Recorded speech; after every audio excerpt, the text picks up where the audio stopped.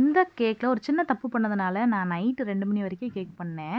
First இந்த cake வந்து back பண்ணி எடுத்துடலாம். ஏன்னா காலையில் டெலிவரின்னு சொல்லி பேக் பண்ணேன். கடைசியில் பேக்கிங் சோடாக்கு பதில் பேக்கிங் பவுடரே பேக் பண்ணதுனால நல்லா தான் இருந்துச்சு. பட் டேஸ்ட் மட்டும் துவத்து இருந்தது. ஸோ திருப்பியுமே பேக் பண்ணியிருந்தேன். ஏன்னா சாப்பிட்டு ப்ளோட்டிங் அந்த மாதிரி ஆகுங்கிறது அதனால் நான் அதை வந்து கொடுக்கல கஸ்டமருக்கு. ஸோ புதுசாக ஃப்ரெஷ்ஷாக ரெடி பண்ணி கொடுத்துருந்தேன். அது போக வந்து கஸ்டமர் வந்து நமக்கு வந்து ஃபஸ்ட் டைம் கொடுக்குறாங்க அவங்களோட ஃப்ரெண்டோட வெட்டிங்க்காக. ஸோ அவங்களுக்கு பிடிச்ச மாதிரி சூப்பராகவே ரெடி பண்ணி கொடுத்தோம். கஸ்டமருமே எனக்கு ரொம்ப சூப்பரான ரிவ்யூ கொடுத்துருந்தாங்க. அவங்க கேக் காலியானோடனே ஃபோட்டோ எடுத்து அனுப்புனாங்க. அவங்க சொன்ன ஃபீட்பேக்ஸ்லாம் எனக்கு அனுப்பி விட்டுருந்தாங்க. பட் அதில் ஆடியோ சரியாக கேட்காம பேக்ரவுண்ட் மியூசிக் தான் ரொம்ப கேட்டதுனால தான் என்னால் இப்போ அட்டாச் பண்ண முடியலை.